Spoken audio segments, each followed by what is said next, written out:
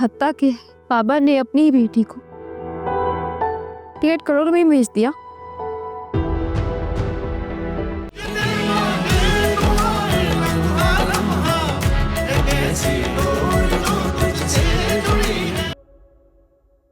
अली का क्या खून सफेद हो गया है? मीरब की इतनी घिनौनी हरकत के बावजूद उसने अभी तक कागजात नहीं भेजे उसे। और कहाँ मुसर्रत से मामूली सी छोटी सी गलती हो गई थी, उस पे माफी मांगने को तैयार नहीं था। मामूली सी गलती? नानो, आप इसे मामूली सी गलती कह रही हैं? मामा पापा ने हमेशा आपका फायदा उठाया है। इस घर की बुनियाद तो कमजोर करती रही। उसे तो कभी बर्दाश्त ही नहीं हुआ कि इस घर में कभी समझदार और खुलूस लड़की मामू की दुल्हन बनकर आए। मामा बाबा और दादो के लूट मार खत्म हो। चुप हो जाओ आलिया। आप बताएं, क्या माएँ ऐसी होती हैं? माएँ तो सबाहत आंटी जैसी होती है, जिन्होंने अपनी बेटी का घर बचाने के लिए खुद को दरबदर कर लिया। बदनामी को अपने सर ले लिया, लेकिन हमेशा अपनी बेटी को बर्बाद होने से बचाया।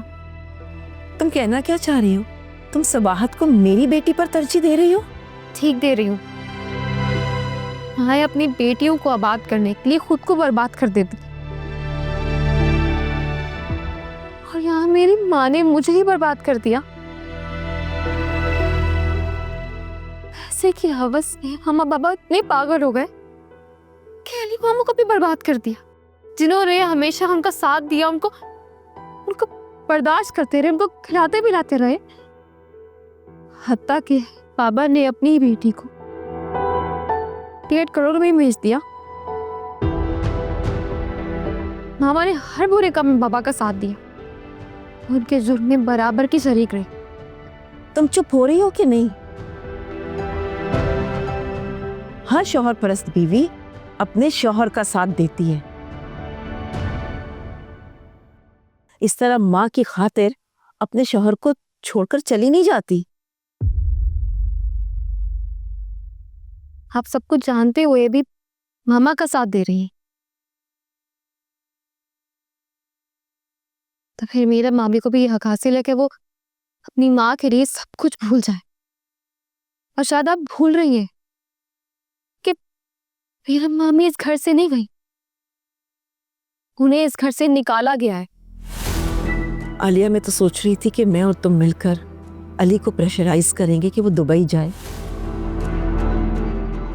और तुम्हारी माँ को ढूंढ कर लेकर आए, इज्जत के साथ घर लेकर आए, लेकिन तुम तो बहुत बेइज्जती निकली। मामा बाबा की वजह से अली मामू किस मुसीबत का शिकार हुए, शायद आपको अंदाजा नहीं है नानो।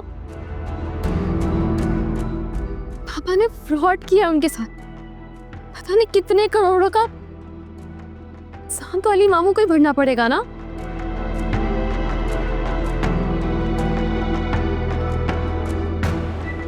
अल्लाह ना करे कि मेरे माँ बाप जैसे माँ बाप किसी और को मिले।